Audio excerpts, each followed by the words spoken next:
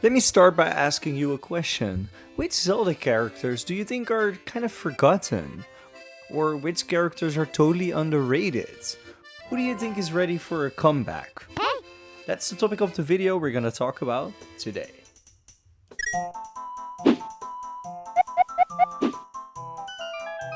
So who are these characters that are underrated and seem to be forgotten by Nintendo? Well, the fact is that we haven't seen some of our fan favorites for quite a while. And with that, I wouldn't include Tingle. He's definitely not forgotten, and he's also not underrated. He just hasn't appeared for a while, but I'm sure at one point he will come back. On the other side, there might be obscure characters that are very loved, but nobody really knows who they are.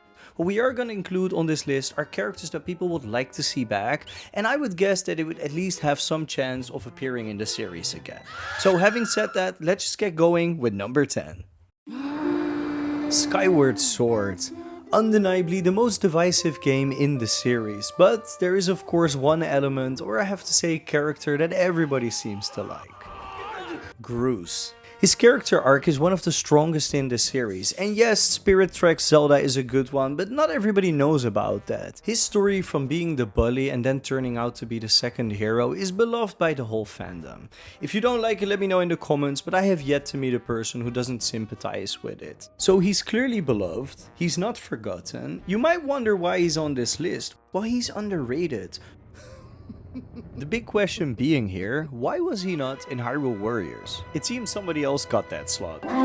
Not even in the definitive edition that we saw on the Switch. That's kinda weird, no? Even the bug girl from Twilight Princess was there. And listen, not everybody can appear, but he had such a significant role in a more recent game. It makes me wonder, do they have other plans for him? Is he maybe gone? Or maybe this fan theory of him being the ancestor of the Gerudo will give the answer in the future. Number 9. From the first moment you encounter with Skull Kid in Majora's Mask, you know that this game is gonna be different. I presume most people would have played this game, but let me know in the comments, I might be wrong. In the history of Zelda games, I can tell you that this is the game with the best side quests. And although definitely not free from criticism, most things in this game seem to work. Puzzle solving, storytelling, non-linearity, combat, everything seems to thrive. Funny though, this game will never be seen on the top of a very best Zelda game. It's nowadays seen as a fan favorite. That was not always the case. Shigeru Miyamoto himself has said that this is a flawed game. Personally, I don't see it like that. I will say when I picked up the game as a kid, I was so confused by seeing all the reused assets. Eiji Aonuma and Shigeru Miyamoto's team only had 2 years to create this game. Within that, there are a few characters that are totally new. Cafe or Cafe, I never know how really to pronounce it, is one of the strongest ones in there. But number 9 is actually going to a whole different set, and that is the Deku Royal family, and by extension the Butler. Their character designs, their personalities, everything was so unique.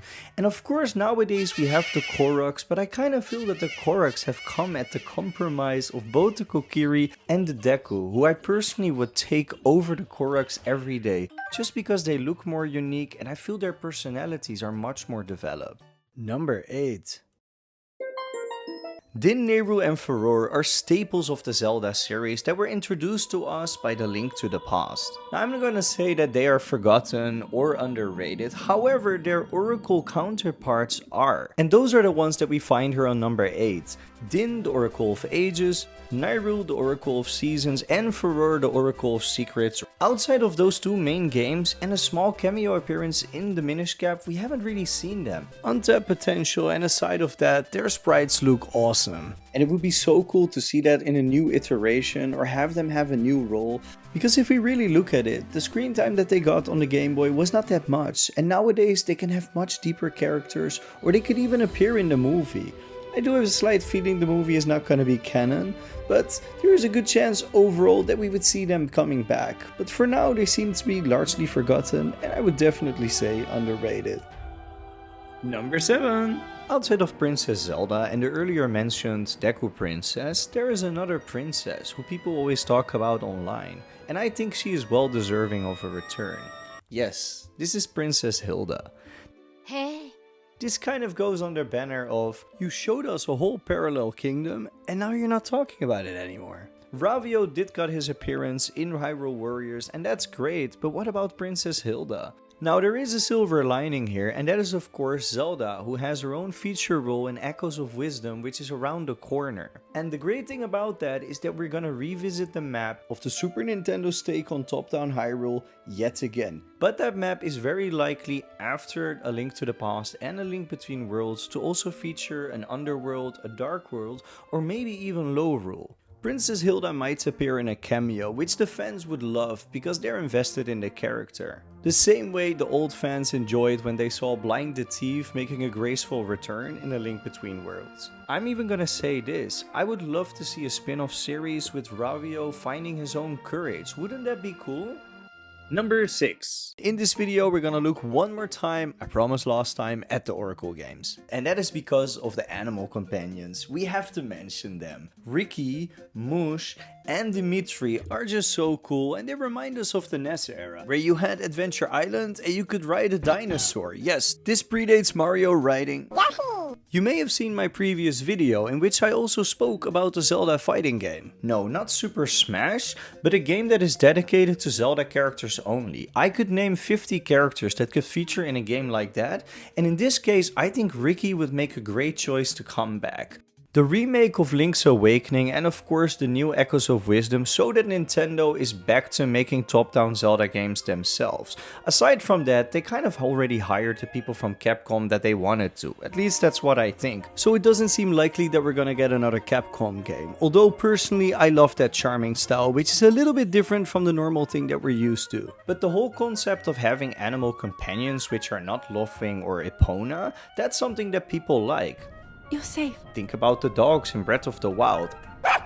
But then with a little twist, something quirky that would kind of reminisce of that Capcom vibe. Like Ricky used to have the boxing gloves or some unique feature that you don't see in a real animal. Number 5. A list like this is not complete without the mention of Malon. In Ocarina of Time, she is one of the characters that is a fan favorite. She is called the childhood and maybe even adult sweetheart of Link. There's enough fan theories about that.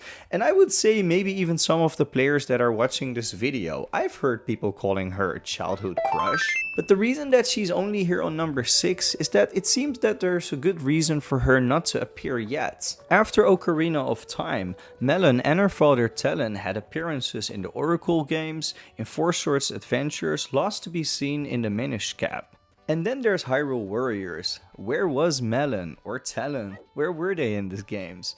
Well, some of you will probably know that Malon and Talon are actually throwbacks and a nod to the characters of Link's Awakening, Marin and Terran. Pretty uncanny, right? Well, Terran himself is actually based off Super Mario, you can see the face, but in Ocarina of Time they even took it a leap further by giving Talon the counterpart of Terran the outfit of Super Mario. Full circle moment, right? Does that also mean that Ingo is a counterpart to Luigi? Most likely so. He's taller, he's green, and he's paired with Mario. Sorry, Talon that is. And to add to the inception of references, this is the dad of Mario in the Super Mario Bros. Movie. Mushrooms? Everybody loves mushrooms, right? I like mushrooms, I'll take it. Yeah. But let's bring us back to the point, because Malon is not likely to feature in a game, and that is because of Marin. Marin got that spot with the Link's Awakening remake coming up, and right now it seems that the developers have moved on. They always try to do new things, and Malon seems to be collateral damage in that process. It's not likely she's gonna appear soon. Number 4. This one we're gonna keep very brief. Linebeck is probably not gonna return after appearing in 2 games, Spirit Tracks and of course Phantom Hourglass before that. The Zelda team loves to work on new things and it seems they just moved on from him. Most characters never return and the only place where we would see them return is if Zelda would branch out into more spin-offs, which is why I also keep referring to Hyrule Warriors.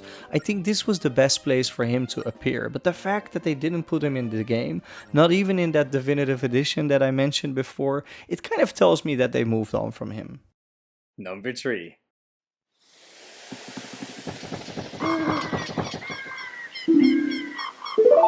One of the most heartfelt moments of the whole franchise until today. In fact, this was the first moment that you were able as a player to get invested in characters like that. Before that, Zelda was different. It was top-down, it was about exploring, battles, and of course about puzzle solving.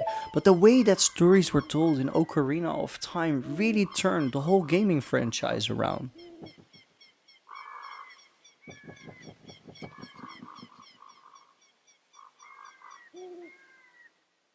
Quick question, does anybody know what happens to that ocarina that she gives you? Like in the game, it just vanishes. I never understood that. And while you're at it, if you can subscribe, it would support the channel a lot. Saria just vanishes, just like all the Kokiri. Other than one appearance in stained glass in Wind Waker, we've never seen her again. Nor do we have of Mido, Vado, the Know-It brothers, or any of the other Kokiri. Well, there was one other Vado, not the Vado from Ocarina of Time, but a boy who was a sage in Wind Waker. And yes, there is a third Vado in Twilight Princess, they clearly liked the name, but that one is unrelated. Also, the Flute boy from A Link to the Past deserves a very special mention, because in these kind of videos he always gets overlooked, and it was probably his design and story that created this game, Ocarina of Time. The Kokiri were used by Nintendo as a tutorial of the game, and with that their role has been fulfilled, right? However, there is this. If we look at Hyrule Encyclopedia, there's an image that seems to indicate that instead of a Rito, the 4th champion was going to be delivered by the Kokiri. Maybe some of the character traits of Mido were transferred to Revali. Number 2. Number 2 is either a very logic one or one that you're like, when is the community get over this? But it has to be Error, and I will throw in Bagu too. Bagu and Era in Japanese are both meant to be joke characters. However, due to a poor translation, only Era's name came true and Bagu was never translated to be Bug. This of course in an era where internet was non-existent. The game was cryptic, it was very hard. Could it be that one of our hints was hidden? Was there an error? It is very likely that the Bug and Error story is just where it stops, and the developers are not gonna say anything. So right now the legend of the meme of I Am Error lives on. There are some theories going around that they actually featured in Hyrule Warriors in the 1st edition, but I'm not really sure about that. Some studios like NetherRealm would have jumped on the opportunity as they've done in the past and turned it into a real character, but Nintendo being Nintendo, this will always be a surprise. So until now, he's definitely underrated, not forgotten by the community, and hopefully not forgotten by Nintendo. Number 1. Now this video we're not gonna do any special mentions. Honestly, it feels like this is an exhaustive list, but if I have forgotten anybody, please do let me know. I don't think there's anybody, but maybe you find someone. Number 1, without further ado, is Vaati. Seriously, where is this guy? He's the second biggie baddie of the whole franchise. I honestly feel that he's well deserving of a comeback in a feature role in 3D, but I'd love to hear from you. Do you think it's better to leave him in the past, or do you think there is more opportunity and much more lore and story to explore with this guy? Seriously, I think he deserves a separate video, and I would love to take your ideas on board. For now, I'm gonna thank you. My name is Adventure Ruben, and I'm looking forward to seeing you in the next video. Bye!